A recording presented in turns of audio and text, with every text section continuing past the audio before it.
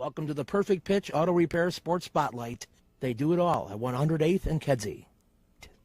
Flowers for every imaginable occasion at Lansing Floral Shop. Call them at 708-474-1212. They deliver. Welcome back to another exciting edition of the Pointless Exercise Podcast. We're going to talk baseball with David Brown. Dave, are you all beamed up? Like Billy Bean or Beantown or... Like the Pasquatch. Oh, right. He told J.P. Morosi last night that he was all beamed up because of all the espresso shots he did in the dugout. Like, is this another Gen Z phrase that I don't know? But the Italians do one after every homer, and he hit 3 of them. So he was all hopped up. I love that they had, it appeared that they had little cups like when you go to the dentist or whatever. Yeah, and those were, that's how reflex, they were themselves. Spitting. Yeah, they were turning their head and spitting it. Like, don't spit. You're supposed to swallow that. What? Maybe for the next round, they should have like a tea set. It's not a tea set, but you know what I mean. Well, the British should have done that. Great Britain should have a little tea set. Well, they don't like to make fun of themselves as much. They also only scored like 4 runs in the whole tournament, so it wouldn't have been as much fun. The British have B.J. Murray from the Cubs minor leaguer, who calls himself B.J. Murray Jr. Mm-hmm. The problem is his name is Bertram, but his middle initial is not J. It's Bertram Jr. Murray Jr. Well, it is. This sounds like analogous to Trey Mancini, kind of. Trey Mancini, and then my all-time favorite is Trey Murphy III from the New Orleans Pelicans, who I actually got Adam Amin to stop calling him Trey Murphy III. Does that make him like 9th generation? Where do we multiply it in parentheses? I messaged Adam during a Bulls game, and during like halftime, he messaged me back. And I go, do you think his dad's name is Trey and his grandpa's name is Trey? And he goes, oh, yeah, there's no way that's true. And he just started calling him Trey Murphy for the rest of the game. There was no more to the third. I always like it when I do that and guys respond. Wayne Randazzo will respond to me during innings while he's announcing. It's like, Wayne, shouldn't you be more focused on what you're doing than having a ridiculous conversation with me about it? Started when I was listening I was outside doing stuff, and I was listening to a Mets game, and whatever their trivia question was about Mets in the playoffs, one of the answers was Sean Dunston. Mm-hmm. And they weren't getting it. I knew that Sean applied, and I messaged him, and Wayne brought me up on the broadcast during the Mets broadcast. Yeah, so that was fun. Well, the World Baseball Classic has moved on to now we're in the quarterfinals. Now stuff gets real. Are we sure? I guess. The quarterfinals? Are we qualified for the quarterfinals? Well, Mark DeRosa, the Team USA punched their ticket a few days ago. He's punchy, all right. That guy. I like him on the MLB morning show. He does a good job, and he's funny. He tells really good stories. Mm-hmm. Like, that's good. That doesn't make you a baseball manager, I don't think. And it's pretty clear, pretty apparent from watching him and his whole coaching staff is like old frat buddies from baseball, not Penn. Right. Oh, I see an ex-Brave there. It's just like guys he wants to golf with. They're all on his staff. And apparently none of them have ever been to a baseball tournament before. Right. Because they didn't quite understand that they hadn't qualified yet. And then when they all of a sudden realized they hadn't and they didn't understand how the tiebreaker worked. And I mean, a lot of that goes on DeRosa, right? He's the manager. He's supposed to be on top of this stuff. But there's got to be somebody from Team USA, right? Who should have explained to them, if you lose to Italy, then we could have a 3-way tie. Right. Blah, blah, blah. Now, just go through all the scenarios. I'm not trying to be pedantic here or condescending. You do realize, this is my pretend conversation with DeRosa, that you should try to win the game because it's not a sure thing. I can't believe that didn't happen. Is there no one from the tournament either? Yeah. I mean, this is DeRosa's fault, but yes. Like, what is Skip Schumacher doing as the bench coach if he's not keeping an eye on this too. Is it Skip? I think it's Matt Holliday.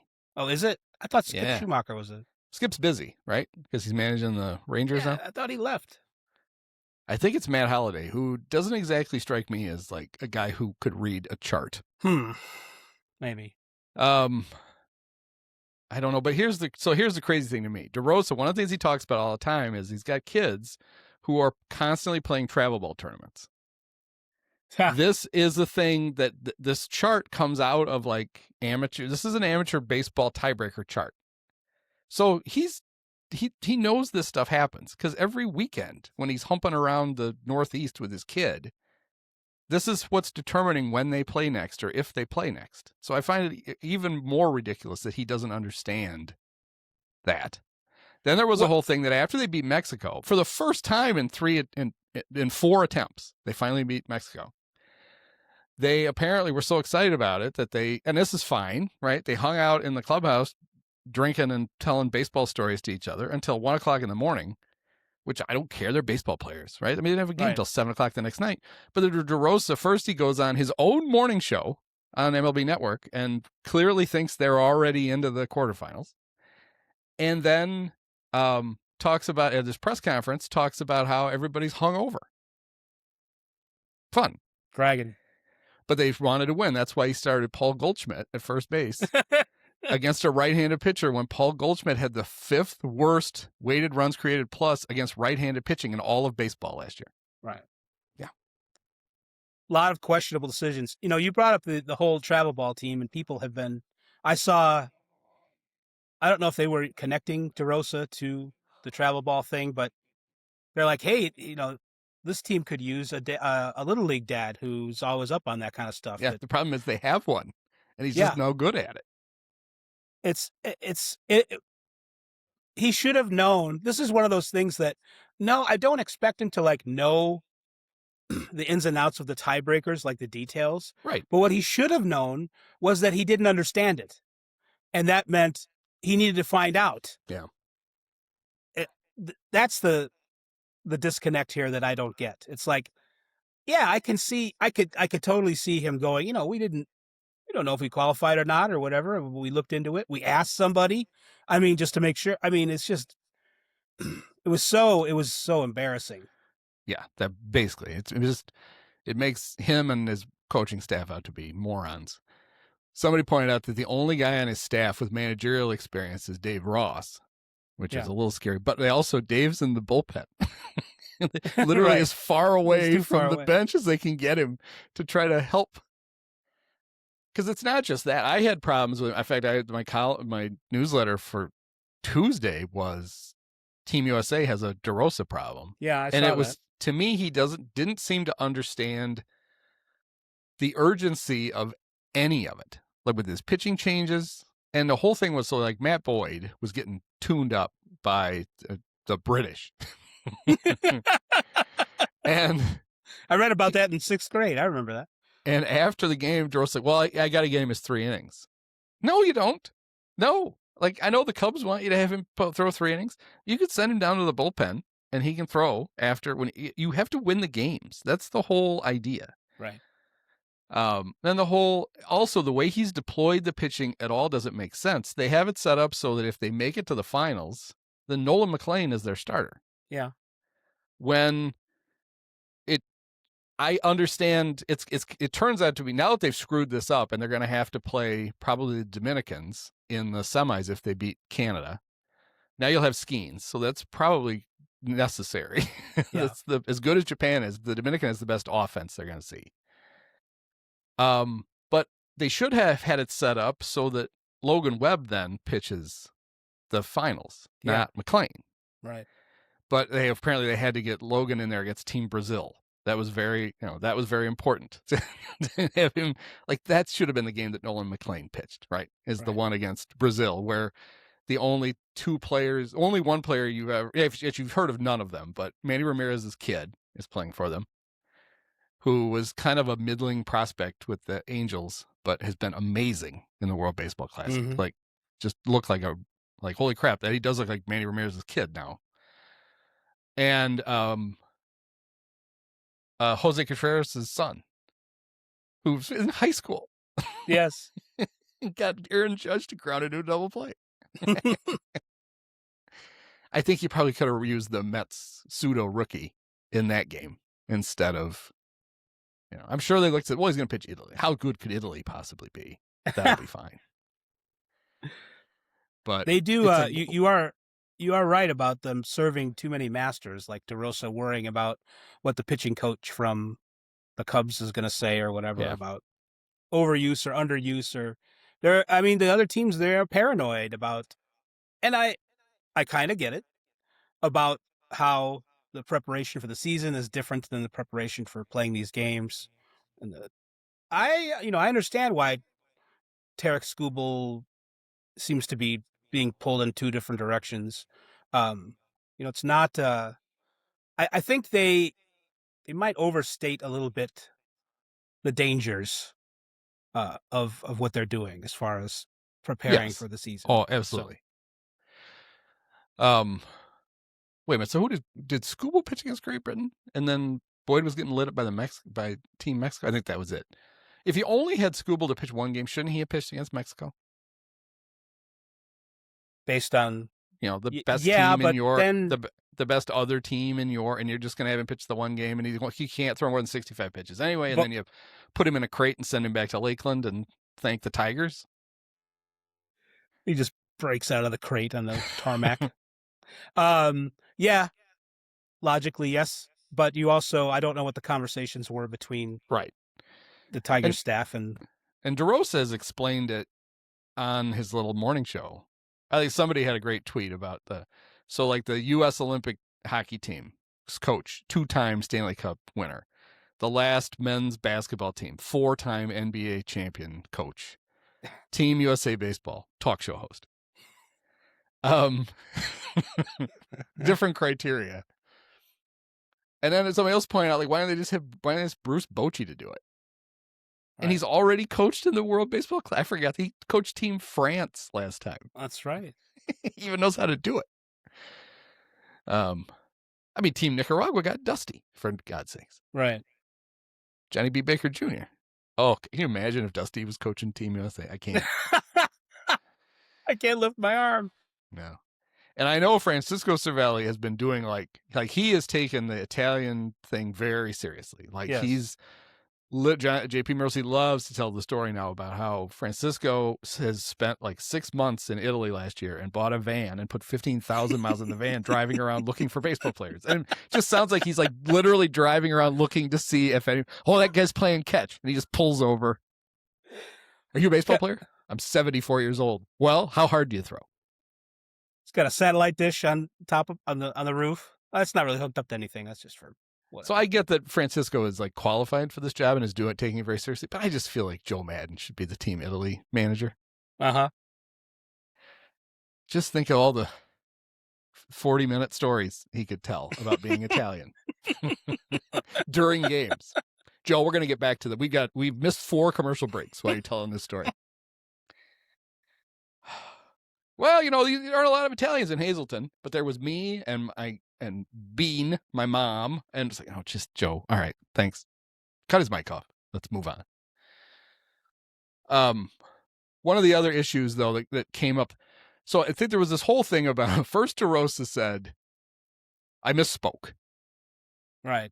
And then they're like, okay, well, and then he said, I miscalculated. First it was, I misspoke, that we'd already punched. Then I miscalculated. But during the game, it was very clear that they didn't understand how the tiebreaker worked, because David Bednar is in the game and he's getting a reliever can only throw 25 pitches. Either that or maybe the Bednar's a Yankee still, right? I can't even remember. Maybe the Yankees have basically said, we don't want to throw more than 25 pitches in an inning. So he's starting to run out of pitches, and it's 8-4, thanks to Pete Crow's heroics. Mm-hmm. And they have Clayton Kershaw warming up, who they were only going to use in a blowout. Right. That showed to us that they didn't understand that giving up more runs in this game would make it even harder for them to advance. Right. Bednar managed to get the final out on the 24th pitch, and then they brought Mason Miller in to pitch the 9th, throwing 1,000 miles an hour, and so it didn't matter. But it was indefensible then to say that you understood that you had to hold them to as few runs as possible, because now total runs scored was going to be, or runs allowed was going to be the tiebreaker. It was clear they didn't understand it. And to me, that seemed to be the bare minimum that that either he should have been told or he should have just figured out on his own was, if we lose this game, then what's the tiebreaker? Right? It's only two things you have to keep in mind. Yes, you should win. If you don't win, it's going to be runs allowed. So you need to manage the game, even if you're not going to win it. You can't just like throw, for example, Clayton Kershaw out there throwing 84 miles an hour and retired and already looks like he's gained 30 pounds since the World Series. You can't just throw him out and let him give up 6 runs in an inning, because then we're really going to be fucked. It turned out it wouldn't have mattered because Italy won. Only if Mexico had won would the run thing have come into play. Right. But I also was really frustrated with how hard it was for people to explain what had to happen for Team USA to advance. Mm-hmm. When in reality it was, if Italy scores 4 runs in that game against Mexico, the U.S. advances. That's all you had to know. Mm-hmm. Because if Italy won, if Mexico won, they had to score 5 runs for the U.S. to advance. So if Italy gets to 4, if it was an Italy win or Mexico scores 5 or more runs, Italy gets to 4, you're in, because either Italy's going to win or Mexico's going to score 5 runs to win the game. And I understand that if it went to extra innings, then that added to the calculations, so it wasn't 100%. But it's like every 3 extra innings would have added a run. Mm-hmm. So even then, it would have had to have gone to like at least the 13th before Team USA would have got screwed by that. Right. So, but then there's also the way Fox has covered this tournament is very frustrating to me. They don't tell you what's going on in the other games that they're broadcasting on their own networks at the same time.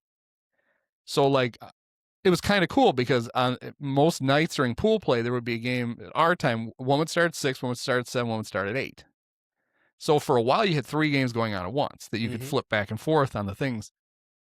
But Fox would never tell you what was going on in the other games. Every once in a while, they'd run it along their little crawl, but they were obsessed with NFL free agency. So that was like 90% of the crawl. And they wouldn't tell you the other games were going on on their own networks. It's not like one was on NBC and they were going to lose viewers. I mean, these were on FS1, FS2, and Tubi. And they wouldn't tell you. And to me, the best example of that was when it looked like the U.S. had a chance to homer and beat Great Britain by the 10-run rule. Mm-hmm.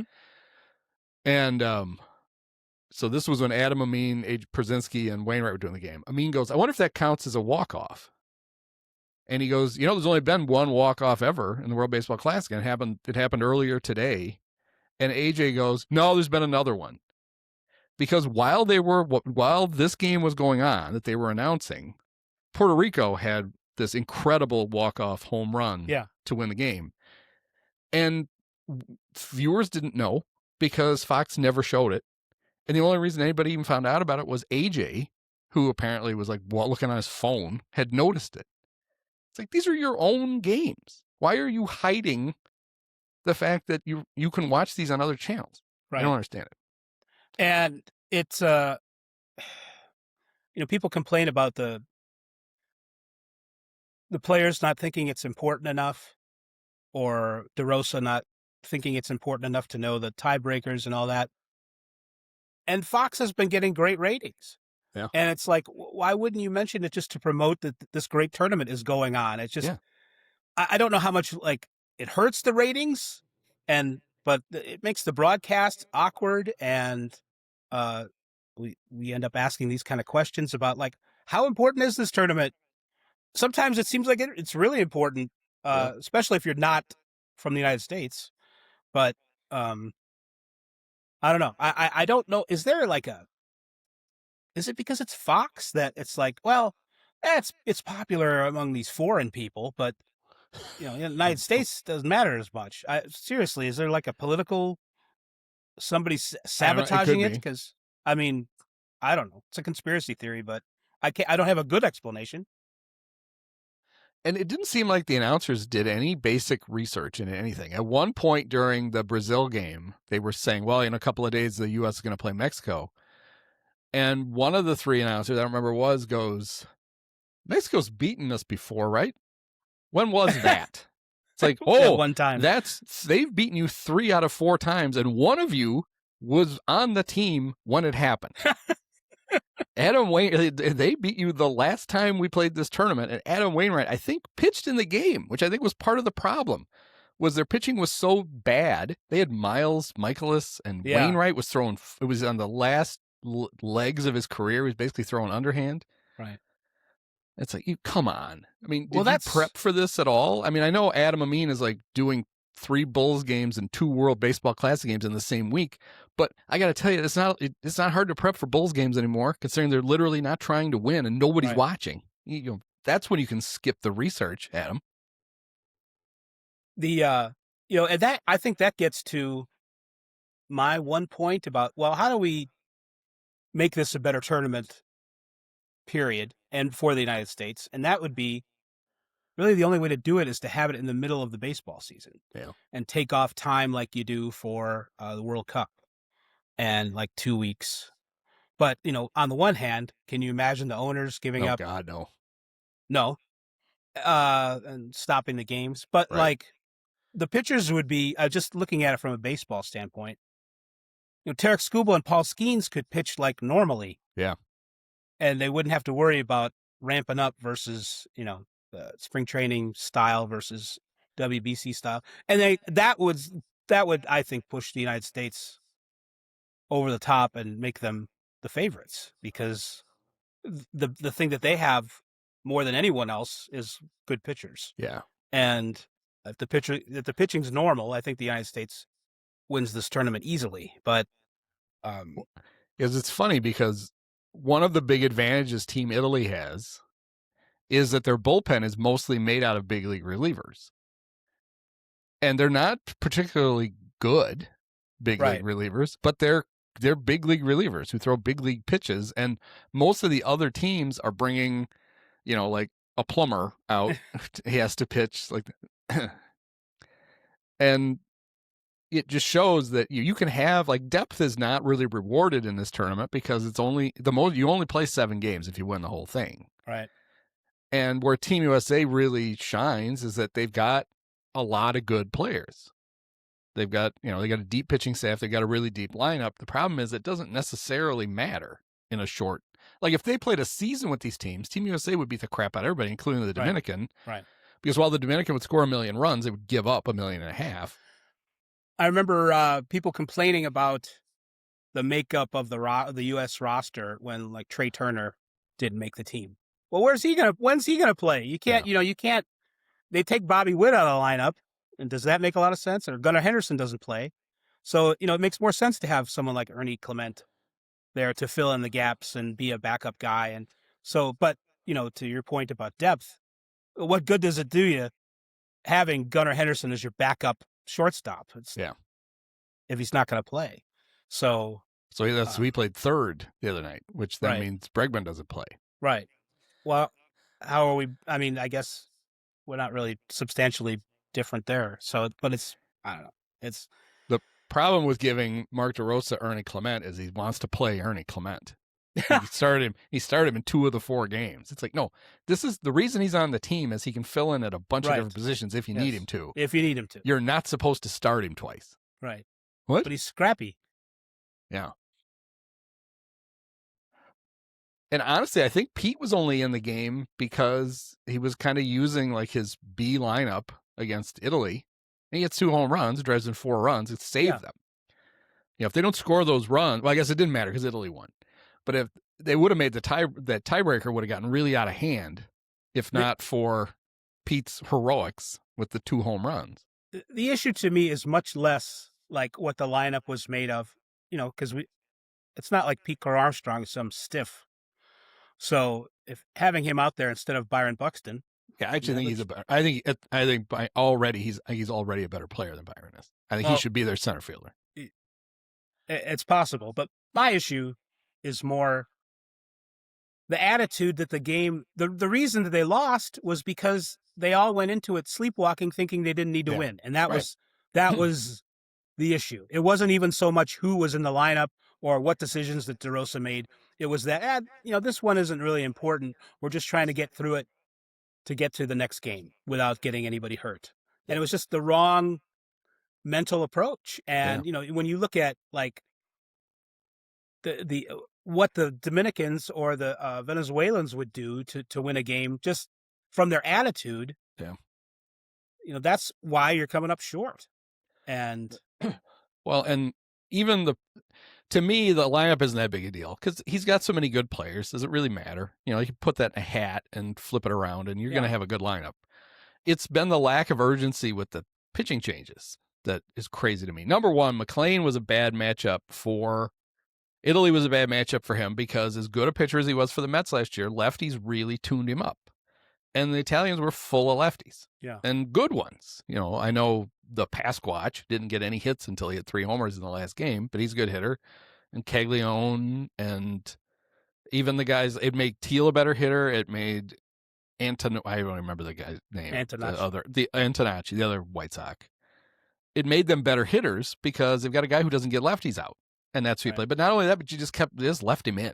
And then when it was Ryan Yarborough's turn to pitch, he was going to have him pitch 3 innings no matter what, and he wasn't getting anybody. He was the lefty, and he wasn't getting anybody out. And it's like you have 16 pitchers on your staff. They literally overload your staff so you don't have to tax pitchers, and you have depth because you're Team USA. You need to use it. And it didn't help that Brad Keller comes in and immediately throws the ball into center field, and so it should have been a 5-0 game was an 8-0 game simply because he couldn't throw to second base. Even though they've been talking about in all the other games, like Ryan Roland Smith, who I think was in Puerto Rico, kept making the case that pitchers fielding shines in the World Baseball Classic because everybody's been doing PFPs, and he's like, this is the only time of the year when you actually remember like how to throw to second because you've had to do it every morning for the last 2 weeks. So even that didn't work out for Team USA. But they did advance, and they have to play Canada. So we get the third USA-Canada matchup in the last, 3 weeks now. Yeah. We had the women's hockey and the men's hockey, and now we get now we get the baseball. Where Owen Casey is going nuts for Team Canada. Mm-hmm. He's got a 1,500 OPS. And then if they win, they play the Dominicans. Originally it was set up, and I don't know how. I don't understand this, so maybe it was just wrong. But they kept talking before the tournament about how this set up so well for Team USA because if they were the 1 seed coming out of their bracket, they would avoid either the Dominican or Japan until the finals. But Italy is the 1 seed, and if they win, they beat Puerto Rico, they have to play Japan in the semis. So I don't know if that was a thing or not. But their road got exponentially harder by being they're still, even though they're in, they still pay a penalty because Team Puerto Rico is missing big chunks of good players, and they got to play Canada instead. They should beat Canada, but they've lost to them in the past. It's not exponentially harder. It's just slightly harder. Canada surprised me a little bit. I didn't think they were as good as far as the talent as they were in the previous tournament. So I'm a little surprised that they're here. Well, it's funny. You could tell. So Ernie Witt is the only national coach only WBC manager they've ever had. Yeah. And he clearly understands the rules because they're easily beating Cuba, and they have James Paxton on the mound, and he's about to close it out. And with 2 outs in the top of the bottom of the 9th, and an 0-2 count on the batter, Ernie took Paxton out of the game. And it even confused the announcers for a little bit. Then they figured it out.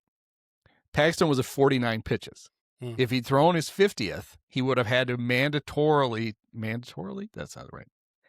It would have mandated that he not pitch for 4 days. So he would have missed the quarterfinals.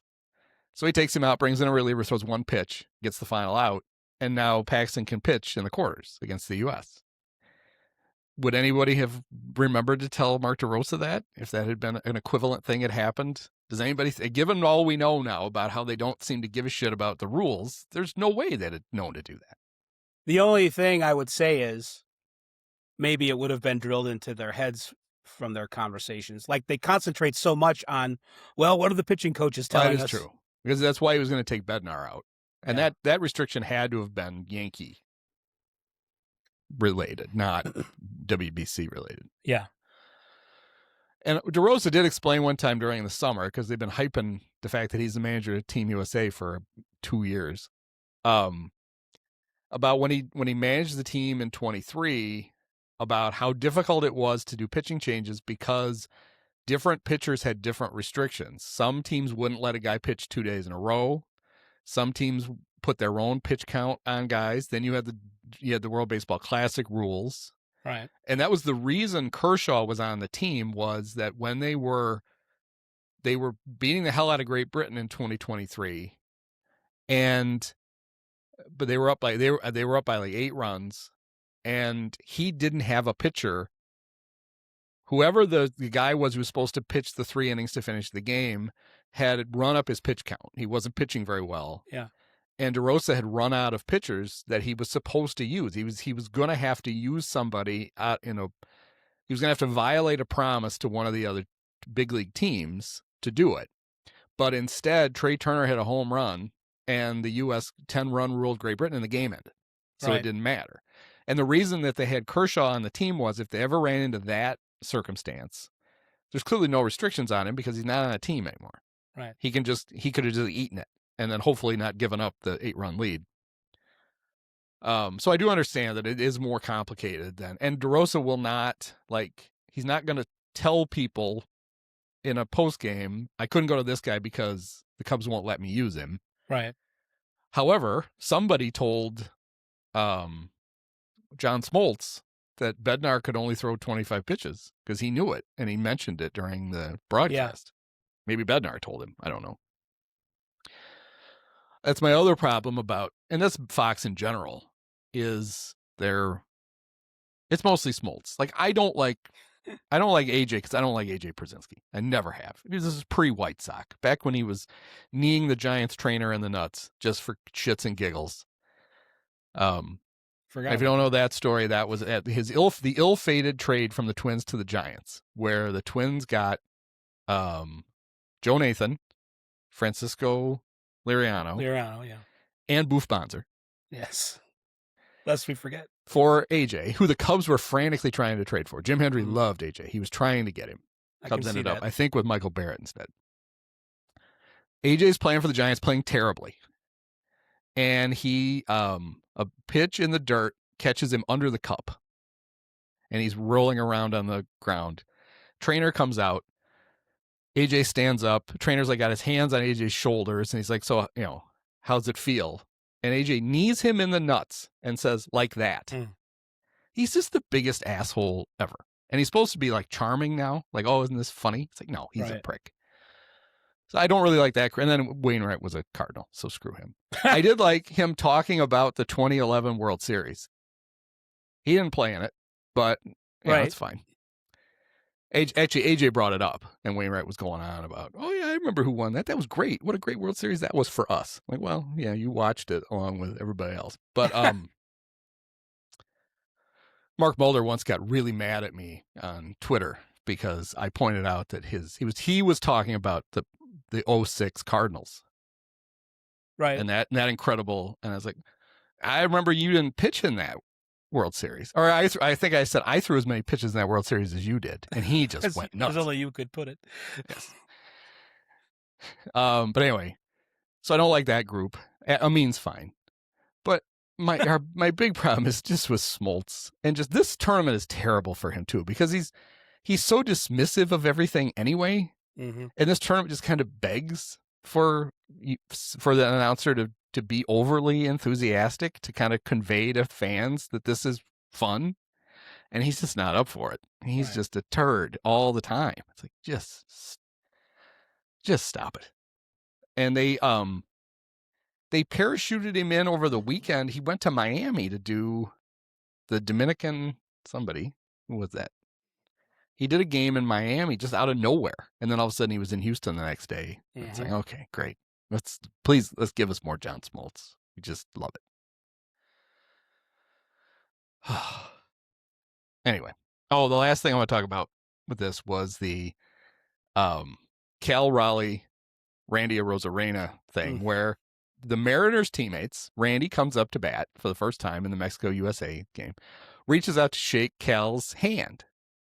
Cal refuses because he's, Mr. Tough Guy, focused on the game, blah, blah, blah. In the zone. Yes.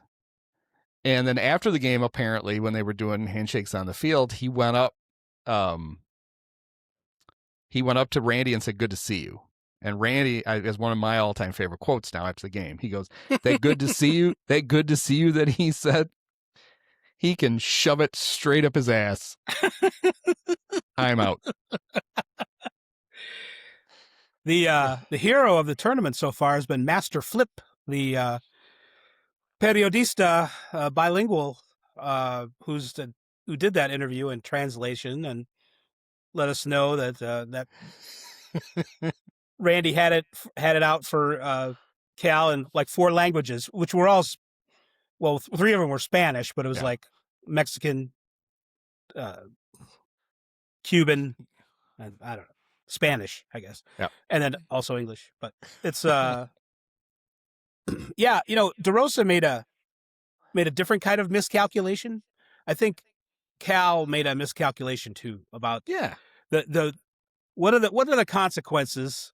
What are the bad optics in his view of just shaking the guy's hand or putting out the fist or as I would have done, I would have overdone it. I would have given him a big hug. Yeah. Like something completely out of character. And then that would have loosened everybody up, which the United States certainly seems like it needs. And it would have been a funny moment. And it was funny, just not in the way that necessarily reflects well on Cal. No, not at all. Or the United States as a team. So he was doing his interview after the game, and the shirt he was wearing under his Team USA one says "Face Towards Enemy," right? Which is, I guess, on what do they call those C4? Yeah, it's on C4. But someone pointed out, well, he's the catcher, which means he points that shirt at the pitcher. I know some catcher, Framber Valdez's catcher probably should wear that shirt. That's right. Yeah. Well, the problem was Framber wears that shirt instead of the catcher. Right. It's pointed at everybody else. Yeah. Someone needs to send one to Dylan Dingler, pronto, just to get him ready for the season, just to counteract the one Framber's already wearing. So they immediately went to the guy you want his opinion on this, because he was a catcher. He's Mr. World Baseball Classic. Yes. Somebody went to Yachty and asked Yachty, and Yachty said, "A greeting won't kill you." I didn't like it. I wouldn't do it. He was saying he didn't like what Cal did. Right. I didn't like that. Just all you got to do is just reach up with your glove, tap his hand, do whatever. Just get it over with, and you're fine. And when Yachty, of all people, right, is like, "Oh, that was dumb." Even I wouldn't do. I'm Mr. Performative, whatever, for my entire baseball career, and even I'm like, "Oh Jesus, don't do that. Just say hi." Yeah, people brought up the analogy of Kobe Bryant and Paul Gasol in the basketball game. Speaking of Yachty, basketball. Yep. And Kobe being real aggressive and run through them and stuff, and their teammates. But before the game, he did shake his hand. The NBA players, they all shake hands. I mean, it's like you can tell it doesn't mean anything, but it's like it suddenly becomes a big deal when you refuse. Yep. And I get where the Americans don't know how to act like the Dominicans do in a game and have it. When you see Aaron Judge get really excited about a home run, it's like you can tell that he's trying to make himself, do it. Because, we're supposed to act differently in this tournament. Which is why I don't think there's anything that's going to fix how the U.S. looks in this tournament unless they make it so it's just about talent. A telling moment was to June. But so even in their loss to Italy, they did battle back, and they had 2 chances. Harper pinch hit with a chance to. They were down 2, so he's up with 2 on. He hits a homer. They go ahead in the 8th, and then Judge came up with a chance to tie it in the bottom in the 9th. Right. And both times they showed the dugout, and everybody is like terrified in there. Whereas if you'd shown the Dominican dugout, they'd all been up, like hell. They'd have been salsa dancing in the thing. I just think it makes the U.S. more prone to being upset. Yes, because they tighten up so badly in these. Like they carry the weight of the expectations, and they let it like just weigh them down. Where the other teams, like Italy, doesn't have any expectations. That's why they can have they've got an Armani jacket in the dugout that they put on guys when they hit home runs, and they just drink espresso. And the Mexicans, they had a home run sombrero, but they realized it didn't fit on anybody's head.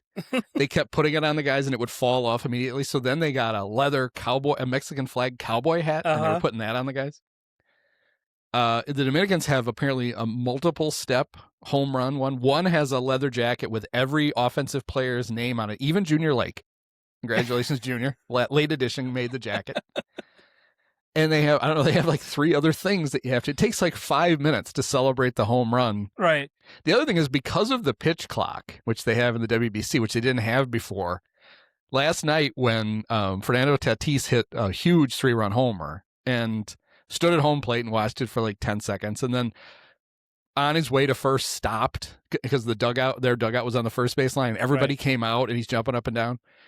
It took him so long that Ketel Marte was batting, and they were still celebrating on the field in front of the dugout. It hadn't ended yet. And nobody cares. I mean, even the Venezuelans are like, okay, fine. We don't, it's the pop's psychology advice that we always give our players or our kids or whatever. Don't forget to have fun. Yeah. They've literally forgotten to have fun. Yeah. I kind of wonder, like Pete, I wonder if he'd probably check in with mom and dad. Like, do we have any, and was there any Dominicans in the family? Was grandma Dominican? Was she part? Because it would be much more fun to go play for Team Dominican. He would fit in better over there too than he does on the. You've got to do something like you've got to get Tatis to play for the American team next time. Right.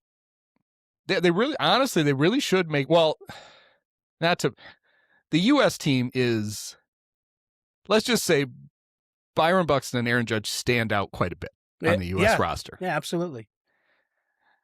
And I just think it's part of their problem. Mm-hmm. But yeah, there's a lot, like, it's funny too, like Vlad Jr., he got asked obviously to play for Team Canada.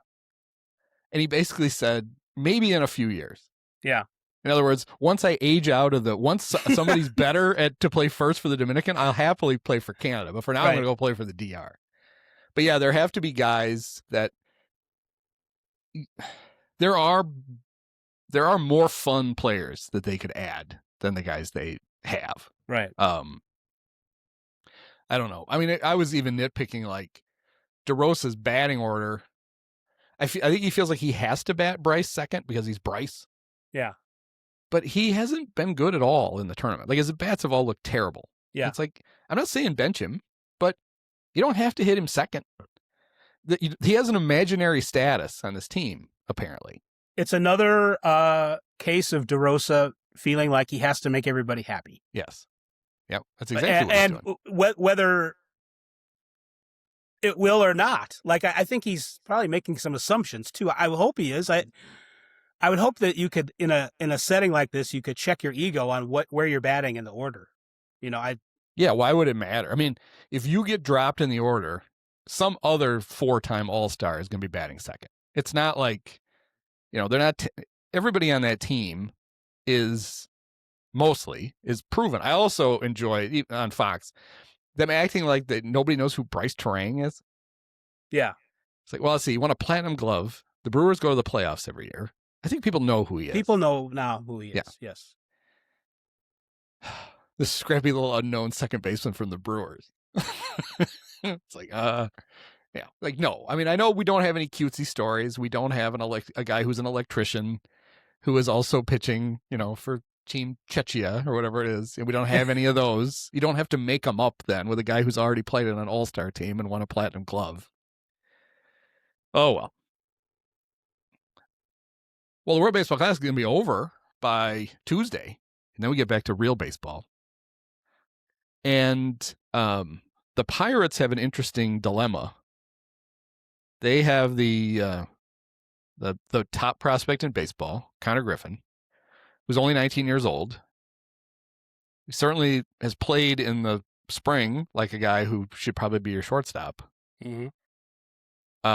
But he's only 19, so it would be completely defensible if they sent him to the minors for a month or two before they bring him up. But they will then run into... They artificially sent Paul Skeens down his rookie year. Yes.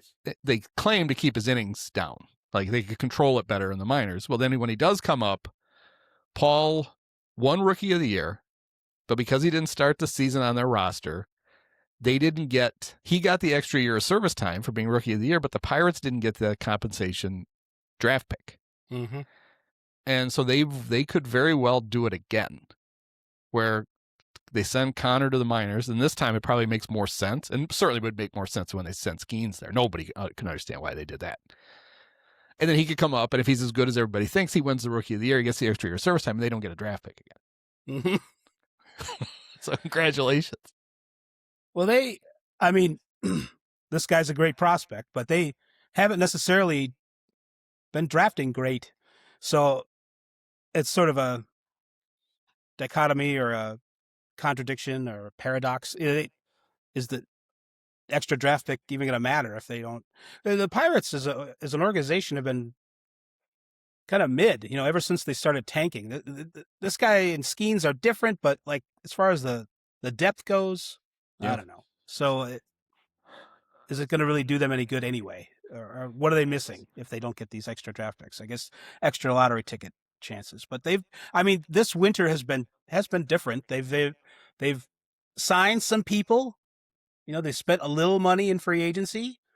So you can't help what people are good. It's the Pirates. You're not going to be able to help what people are going to say about them. So hopefully Connor is really ready to go. And if they decide to go with him and it's not forced, but Mike Trout got sent down. He was 19. So that very well could happen again. So, and it didn't seem to bother him. I don't know if there's like a wrong thing to do here. No, I think it's more of an unfortunate circumstance that when they I think it makes perfect sense to start Griffin in the minors, just given his lack of, I don't even know if he played Double-A last year. I'm sure he did at some point. Yeah. At the end of the season, I think. It's the fact that they did it with the guy that they absolutely didn't need to do it with when they did it with Skeens. Right. That's the one. It's like, how did you, and we even knew it at the time. It's like, really? I do remember when in 2002, when the Cubs sent Pryor to the minors, that a player from another team told told Paul Sullivan, "Oh, he's going to the minors? Well, if they've got 5 guys better than him," he's like, they're clearly going to win the World Series. But yeah, it just puts them in a weird spot. And so the Tigers are in a similar thing with their shortstop prospect, Kevin McGonigal, although he's older. He's 20, so he's a lot older. He's a whole year older. But he probably should win the shortstop job just because who are the other guys? It's Javi and Nick Gonzalez. Is that right? Or no, he's in Pittsburgh.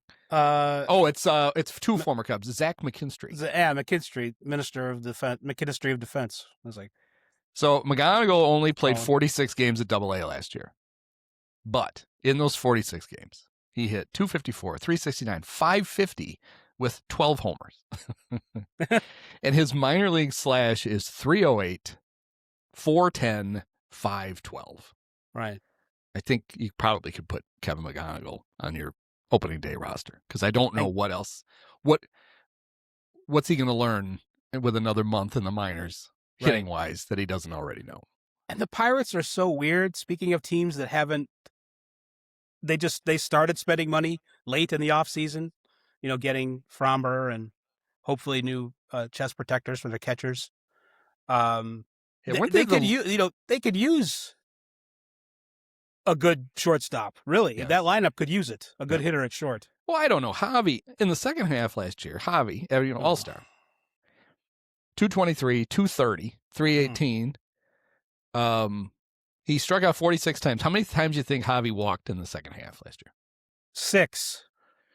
Little lower than that. Once. He walked once in the second half. Wow. Yeah. Yeah, weren't the Tigers, maybe the Cardinals were later. I think the Tigers were the last team to sign a big league free agent this winter. Now, they signed a good one when they got Yes. Framber, but they didn't do anything for the longest period of time, and it was freaking their fans out. And then they went and made a huge splash by getting the best pitcher off the free agent market. But, yeah, you would just think that those situations are similar, but they're not. The Tigers have much higher expectations. They were a playoff team last year. They're kind of all in on this year with Framber and what certainly seems like the last year they're going to have Skubal, considering they lowballed him in arbitration and then still haven't made him a long-term offer. Yeah.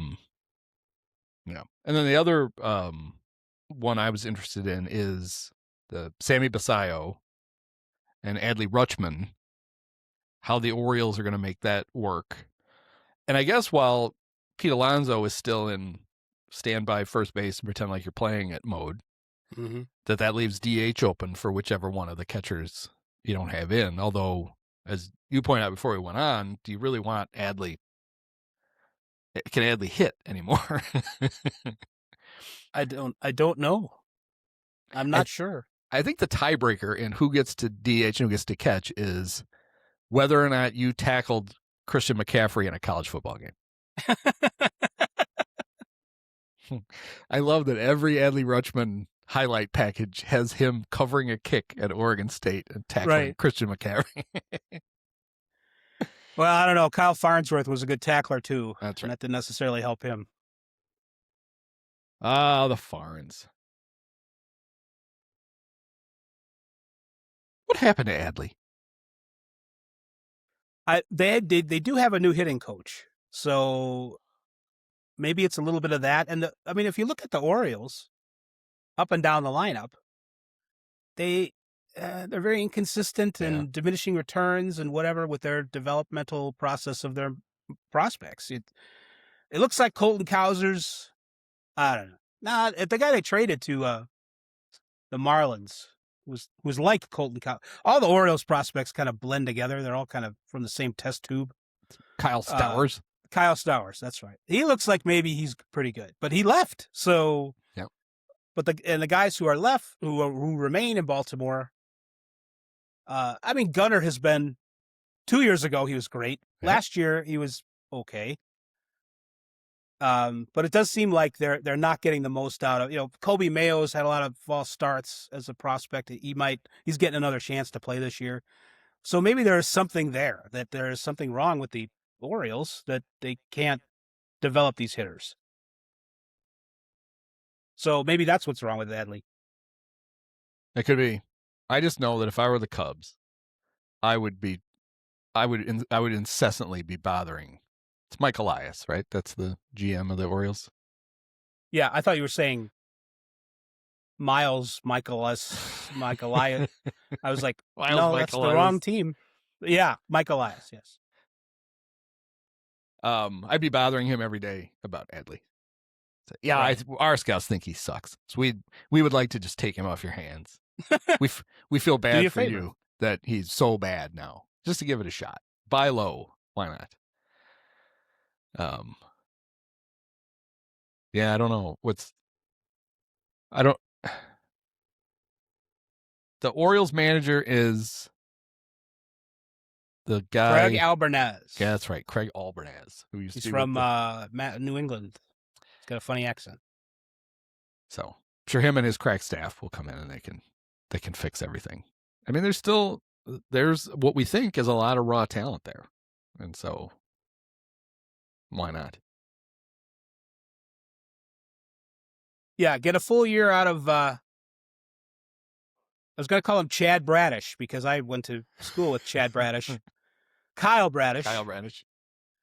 And 32 starts out of Trevor Rogers. If he doubles up what he did last year, that's pretty good start to a rotation. So, and they got the Zach Eflin magic, and so they should have the bullpen's always a mystery with the Orioles. So that's almost as mysterious as their lack of development on the hitting. But so the Trevor Rogers Jackson that Holliday's was hurt, but that Trevor Rogers was the Stowers trade, right? yes, Him and Kobe. yeah, I remember making fun of them for that because he was terrible the first year, and then it turned out he was hurt. Yep. And I remember at the time thinking, I liked that trade, but it would do nothing for them. It was like a trade deadline acquisition. I'm Yeah, like, help us down the stretch. He's going to do nothing for you this year, and they didn't add anybody else. It's not like they were like, okay, we added these two guys for the bullpen, and then we got Trevor, but this really is this is just this guy's available, and we want him because a year from now he'll be healthy and he'll be a good pitcher again. Right. Because he was a really good pitcher. Although he just shown flashes of it in Miami. Yeah, before he developed his arm problems, it looked like he had a little bit of success, and it looked like he was going to be good, and then he got hurt. He was an all-star in 21. I'm sure a Marlins all-star. We got to have somebody. Of course, but he had 5 years ago. He made 25 starts. He had a 2.64 ERA. Then he struggled in 22 and 23 and 24, and then he was really good last year. He was in 18 starts. He was worth 5.5 WAR. Yeah. So he should have done a little better in the side. I know it was only like half a season, but I think he proved that was the Cy Young field was tough, but he should have got some more 4th or 5th place votes than he did. Well, now so the Marlins have Kyle Stowers, and then they have Owen Casey. Oh, yeah. They have his clone to play the other outfield spot. Although I will admit, especially watching him in the World Baseball Classic, because the Cubs kept saying that Owen was a much improved outfielder because we'd seen him before in the lumbering around looking like he didn't know what to do. He's played some really nice defense in the World Baseball Classic. So I think maybe he actually is at least an average or maybe slightly above average outfielder. Owen's big problem is that he really enjoys striking out. It's one of his favorite things to do. And he can't hit lefties at all. But that doesn't mean he can't be a useful player for the Marlins. I would still much rather have Edward Cabrera than Owen Casey. So I'm fine. Agree. I'm fine with that trade. Yeah. The angst over that trade from certain circles, I think, is misplaced. And as long as Cabrera's elbow is okay, it should be good for the Cubs. So Mr. Nickname at Marquee, Cole Wright, wants to call Edward Cabrera El Caballo. It's like, no, that's taken in your own city. That nickname is taken. Right. But he also said because he's a stallion. Well, Caballo, we looked it up on the pod last week because we were like, well, we know it means horse. Does it also mean stallion? It does not. There is an actual word for stallion in Spanish that is not caballo. But I've just decided that if he wants to say he's a horse, I'm just going to call Edward Cabrera Mr. Ed. How did it feel to put that together in your head? And you're like, oh, I got it. Yeah. That must have been amazing. I was going to call him Big Ed. And then I'm like, no, we got a horse thing here. Yeah, Mr. Ed. Oh, it was great. It was great. I thought I had given Owen Casey a great nickname, but we'll never get to use it because he left. I was referring to him as the albino rhino. Oh. But not R-Y. Like Ryan Sandberg? No, like an actual rhinoceros. Oh, okay. Yeah. Because he's big and lumbering.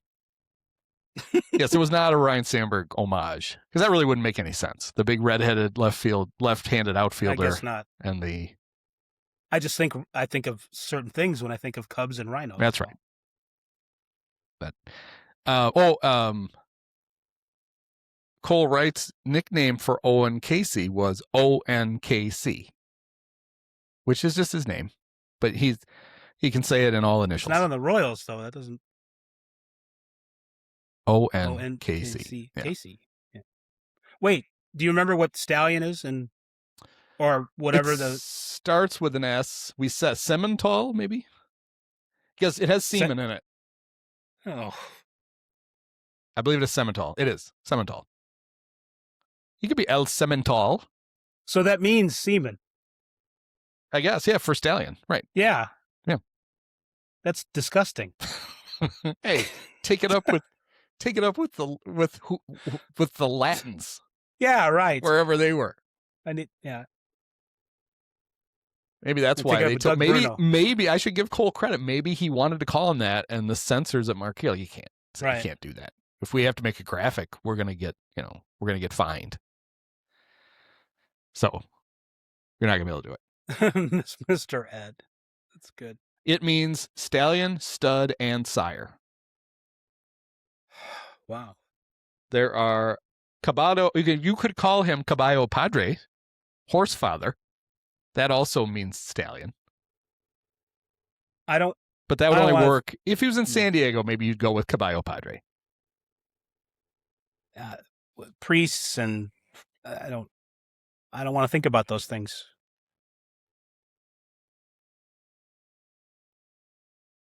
If you want to go with stud, you could call him Caballarisa. That might be a compromise But yeah, I don't because think. I don't think Mr. Ed is going to stick. Oh, I do. I'm sure Edward will embrace it as his own nickname. There will be a. I'm sure there'll be a Mr. Ed is good at baseball obvious shirt. They've already they've ripped me off before. Why wouldn't they do it again? Uh-huh. Well, we know Mr. Ed was good at baseball because he tried out for the Dodgers and would have made it. Sandy Koufax was amazed. So there's that. Speaking of the Cubs, Matt Shaw, super utility player who they learned the outfield in a week, is now.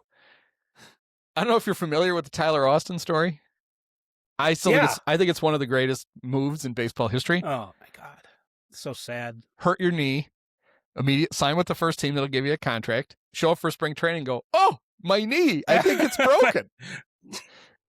They pay for your surgery, and they have to put you on the big league injured list, and you get he has a split contract, but now he gets the major league portion of it while he's on the injured list. That a boy, Tyler. Good job. Did he have pictures of somebody, or what does he have on? What does he have on? I just think it's funny that the Cub trainers who wouldn't approve a Jesus Luzardo trade last year, which that didn't age poorly though. The Phillies trainers who just approved a 5-year contract extension must have seen something different on the MRI. Right.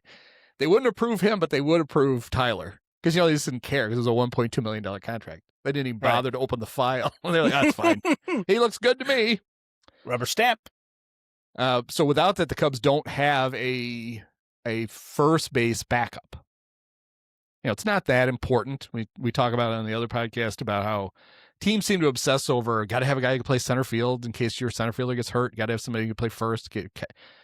It's like, okay, what you need is somebody who can finish a game at that position. Yeah. Because then you're going to go AAA and you're going to bring the guy up. So like for the Cubs, it would be the great John Long would come up to play first base if Michael Busch runs into the tarp and kills himself. You just need somebody who can like keep the ball off the field for the last 3 innings of a game when Busch gets hurt. And most teams, and the Cubs are having both Carson Kelly and before he went off to, well, he'd be back now because he went to Team Panama and they got eliminated. Miguel Amaya had been taking grounders at first. Because they figure it's catcher, first base. What's the difference? It's like a full first baseman's mitt. It's a catcher's mitt. And you get to stand up. It's like a vacation. Right. Oh, my sacrilege! You don't have to take a foul tip off the hand. It's like, oh, I'll go play first. It's like that's a day off for a catcher. I'm putting my bare hand behind my back. I don't need to do that right now. But the Cubs are teaching Matt Shaw now how to play first base. Well, I'm not saying this was for fantasy baseball purposes, but I've done some research, and Matt Bush, boy, did I? Yeah, that's a different guy. That's a different guy entirely. Yeah. Michael Bush had a couple good minor league seasons against left-handed pitching in the minors, and it is in his history that it had happened. So, I think you playing every day, even against lefties, is not going to be a big deal. I think. for him, possibly. So there's that. I'm hoping, because it would make life a lot easier if he can just play every day. Yes. And you get the whole chicken or egg thing with that. Counsell has basically hid him from lefties both years he's been first base for the Cubs. And so when he has played against them, he's really struggled. Now, has he struggled because he doesn't see them enough to get comfortable? Or is he just going to struggle against them? I don't know. We'll find out. Yes. The Shaw thing apparently is not, we're going to get him a whole bunch of starts at first base. It's we need somebody who can, but so he played first base. They gave him 2 days at first base, and they started him at first base in a Cactus League game. Mm-hmm. And he either fouled I think he fouled a ball off his foot. And then the next inning he went out to play first, and he had to leave the game because his foot hurt. But one of the announcers, I think for the Rangers, said that Matt looked a bit confused playing first base. And I thought, well, that's because he's not used to having to go to his left that much. Oh. And see what I did there? Ding! Oh, anyway, sorry. But he gets to the whole thing, the whole Moneyball thing. It's a funny joke in the movie where Billy Beane and Ron Washington are talking to Scott Hatteberg and says, you teach you how to play first base. It's not that hard. Tell him, Wash. It's like, it's incredibly hard. It's not. It's not that hard. I mean, to play it at an excellent level, yes. To play it at an acceptable level, no. First base is not that hard to play. It's a lot easier than other positions, certainly. I think only left field would be an easier position to just be like handed a glove and said for a Major League Baseball player who obviously has athletic ability. Right. If you had to go fill in at first base, you could survive. So I just think it's really overrated. And I blame whoever wrote the script. I blame Aaron Sorkin, right? He wrote the script. It's his fault that people think this is so hard. I mean, Ernie Banks was 100 years old. He's playing first base for the Cubs. I'm sure he was smooth over there. Well, maybe at the end it wasn't so great. Maybe we should blame Wash. Is it like based on something he might have said once? I don't know. It seems like most of the best lines are just made up. One of my favorite screenwriting things is Andy Weir, who wrote The Martian, and he wrote Project Hail Mary, which comes out in a couple of weeks. Apparently, is a very good movie. It was a very good book. The Martian is a really well written. It's a really good book, and so it had a lot of fans even before the movie came out, and the movie's great. It's one of the best. It's just a great movie. And so fans will come up to Andy, who's a super nice guy, and they'll want to tell him how much they love The Martian, and that their favorite line is, "I'm going to have to science the shit out of this." To which Andy is like, "I didn't write that. It's not in the book. It's only in the movie. Drew Stoddard, the screenwriter, wrote it. And it's the most iconic line from the movie. And Andy gets credited all the time from fans, and he didn't write it." Does he have mixed feelings about that? I think he does. Yeah. Because there's a lot of good stuff in the book. But the one everybody remembers, he didn't write. If it's, and I've seen it, I enjoyed it, haven't read it. But if it's in the spirit, in the style. Oh, it absolutely is. So, you can sort of not take credit for it, but you certainly inspired it. The reason it works in the movie is that it feels like it would have been in the book. Right. It fits in with all the other stuff from something he very well Mark could have Watney, written. the character. It's absolutely. Yeah. In fact, if Andy wouldn't tell people it's not in the book, no one would remember that it's not in the book because it feels like it was in the book. Right. Yeah, you're 100% right. So I can't wait to see what the big line from Project Hail Mary is and find out that that's also not in the book. For as much as I look forward to these kind of movies anyway, even when they're not very well produced. We got to save the world and send the misfit to do it. It seems like we've seen the entire movie in the trailer. It was it's very surprising to me that that he meets an alien. Yes, it's mostly because that part. In the book, that's a huge surprise. And it happens I think you don't meet Rocky for like a third of the book. He's there for the last 2/3. He's a huge part of it. He's a great character. He's a great part of the book. Right. But it did seem like that was something that I was surprised that in like the first teaser, there he was, that everybody saw. Right. Yeah. But there's other crazy shit that happens that probably will, All right. No spoilers. No, I won't spoil it. It's very good. It has one of the best endings. And it's funny, Andy, so he's written 3 books. He also wrote a book called Artemis, which takes place on the moon. Mm-hmm. And I was watching him do an interview where he was talking about Project Hail Mary, and the guy was talking about The Martian. He was talking a lot about Artemis, and Andy clearly is like stung by the critics' reaction to Artemis. Like he thinks people don't like it. So I'd never read it, and I read it. It's really good. I was like, stop being so defensive about it. It's a good book. He's a very good writer, and he doesn't write a lot. Obviously, he's only written 3 books, but he's nailed all 3 of them. So It's 2 more than I've written. Yeah. My book that I wrote was The Beatles Go to Mars when I was in the 1st grade. Nice. Has that been made into a movie yet? It probably should be. Netflix will buy it. They'll make you, though, it'll have to start with a flashback. Did your book start with a flashback? Because I don't remember. When Netflix buys your book, the screenplay has to have like the big culminating event has to be teased at the beginning, because their algorithm says people will not watch if you don't catch them in the first 4 minutes, they will stop watching. So Netflix is that right? Yeah, Netflix manages to fuck up about 2/3 of the books they acquire because they require you to give away. Like in a Netflix version of Project Hail Mary, it would start with the alien. Right. They would just have that first. The kids aren't going to want to watch this if they don't see the cute little rock rolling around talking. I don't know. Would Paul McCartney let me do, or maybe in this case, the estate of Michael Jackson, let me do The Beatles Go to Mars? I don't know. So, I don't know. Does it? Does Michael Jackson's estate still own the Beatles stuff, or does Apple own it now? I don't know. I feel think like you're right. I feel like Apple owns it. In which case, you just got to talk to Tim Cook and just tell him that everybody will use a Mac in the whole movie, and he'll be fine with it. Right. Product placement. Yeah. That would be sort of like Coming Home, because Apple and the Beatles sued each other over Apple, because the Beatles had That's Apple right. Core, and and Apple computer came along and said, "No, you can't do that." Why? Because you were second, and they eventually settled. But last thing I want to talk about was we're going to have cuts in a couple of weeks, and everybody makes a huge deal out of the opening day roster. Is this guy going to make the opening day roster? Who is this guy going to make the opening day roster?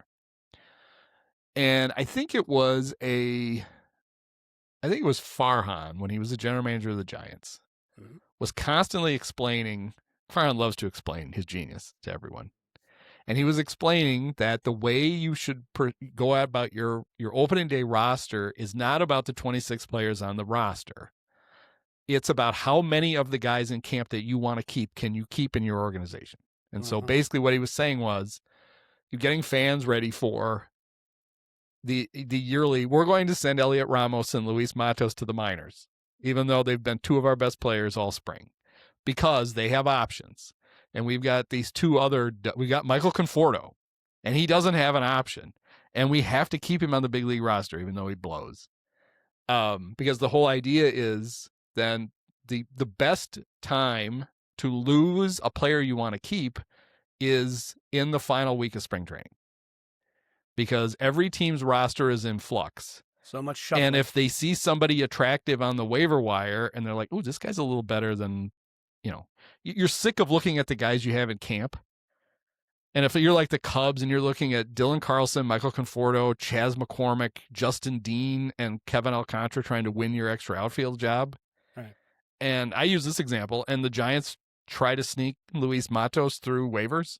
You're like, that'd be more fun than these 5 idiots. And you claim Luis Matos, and the Giants are like, shit, we lost him. So it just becomes a whole thing of, if you have a guy with an option, and Matos doesn't have options this year, which is why I think he's probably going to end up on a different team. You send those guys to AAA, just because then a week into the season, you can DFA a guy with much better chances of keeping him than you can at the end of spring training. Mm-hmm. And there's no question there for you because I managed to pose it in just my profundity. Yeah, it is.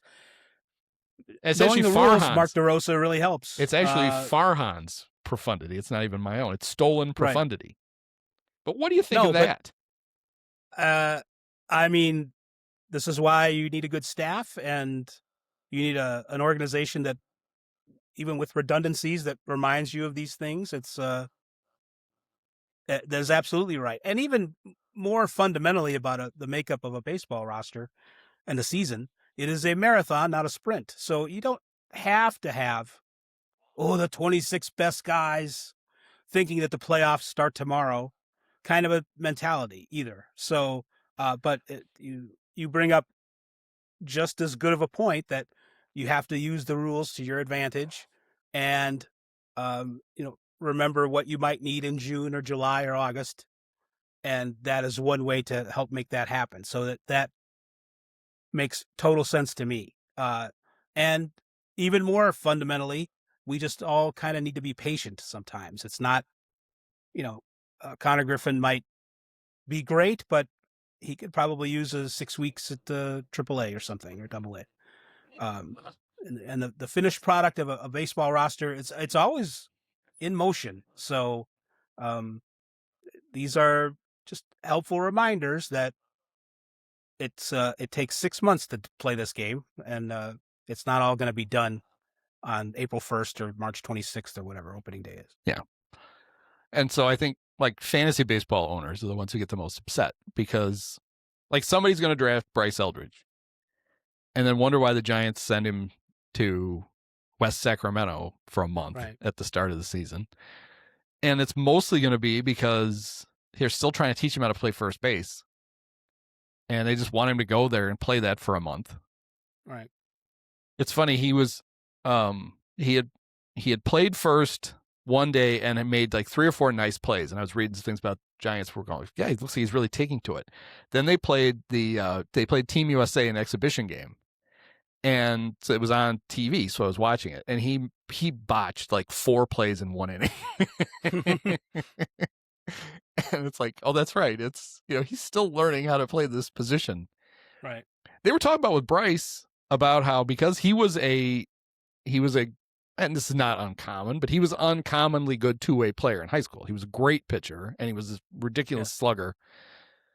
And he would get courtesy ran for during games because if he was the pitcher and he reached base in the high school league he was playing in, they could just send somebody out to run for him and he's still in the game. Right. And the Giants were kind of astonished at how he didn't know how to run the bases when they got and they're like, well, that's right. He hardly ever did it. He doesn't know what he's doing. And it's like, oh, this guy has a lot of talent, but there's a whole bunch of shit we still need to teach him how to do. Right. And it's Keith Law who has not understood why the Giants have pushed him through the system so fast. Mm-hmm. It's like he's like, I honestly, last year they should have just put him at AA and left him there for the whole year and just had him play a whole year there because there's a whole bunch of stuff they want him to do that he's never done before. And it's like, just let him do it and don't worry about him for an entire year. Right. But I think we think that these guys are like, these guys who are top prospects are just know how to do everything. Right. And in a lot of cases they don't. So, yeah. Okay. Oh, yeah, for sure. All right. I want to finish with the trivia question. And it was, and I think the number is dubious. I think they've simplified it too much, but I think you're going to get it just from this. Which Hall of Famer broke up 81 no-hitters with home runs? Ricky Henderson. Ricky Henderson, exactly. They were guessing like Babe Ruth, Hank Aaron, whatever. And it's like, no, it's a kind of a trick question because he had 81 leadoff home runs. But that can't be the number, right? Like you don't think at any other point Ricky hit a home run for the first hit of a game, like in his second or third at bat? Of course he did. Must have. He played forever. He hit 200 and some home runs. I mean, I guarantee you another one of those, but they said it's 81. So I'm like, the reason I looked it up was like, ooh, I wonder how many of those were leadoff homers. And it was all 81, which means to me that number can't be right. I don't think it's much higher than that. Like if you told me it was 83, I would have believed it. Right. But I I think they oversimplified the question, but I like the question because I think it forces non-baseball obsessives. You're just going to hit all the big home run hitters. They were guessing Barry Bonds, A-Rod, Hank Aaron, Babe Ruth, and I'm like, it's Ricky Henderson, you morons. And I would guess the guy who's broken up the second most is George Springer because he's got 63 leadoff home runs. He's got the second most leadoff home runs ever. I don't know.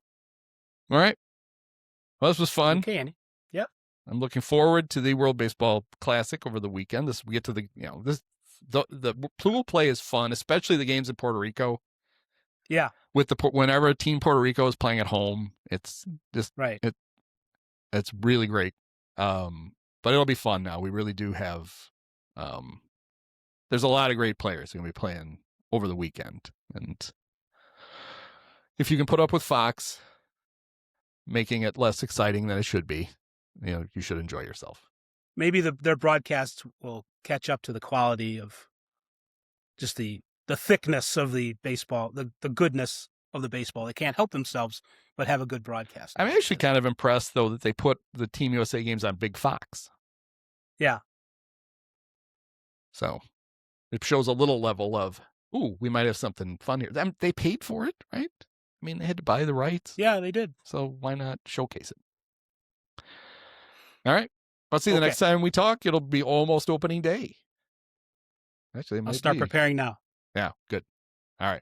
Thanks. All right. Bye. Many of us have herpes. Post-game show is brought to you by Christ, I can't find it. The hell with it. It's fitting. It's got to be done with one of the best games of all time. Just unbelievable. I mean, got to congratulate the Dolan family. Thank you. Sean, my podcast co-host Andy, you were his favorite player growing up. Oh, thank you so much, Awesome. Andy.